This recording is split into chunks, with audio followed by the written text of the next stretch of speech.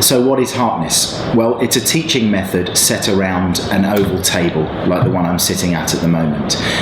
The point is, the table is not the thing that matters. It's the expectations that go with Harkness teaching that matter. The teacher, rather than standing at the front of the classroom being in possession of all the answers, is seated at the table with the students. The teacher in many ways acts more as facilitator for the students' learning, but it is crucially those students who drive the learning. How does that work? Well, more often than not, it involves high expectations outside the classroom. I'm an English teacher, and I would expect any student arriving at a Harkness lesson around, say, exploring a poem, to have read that poem, to have thoroughly annotated that poem, to have read around it and become expert in their understanding of what it has to say and how they feel.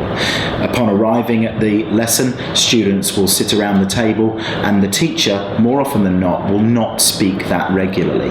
The idea is that the students will bounce ideas off of one another, either adding to or linking or challenging ideas that have been raised. And the teacher really only intervenes if he feels or she feels that the lesson is veering too far from the real intentions of the subject matter.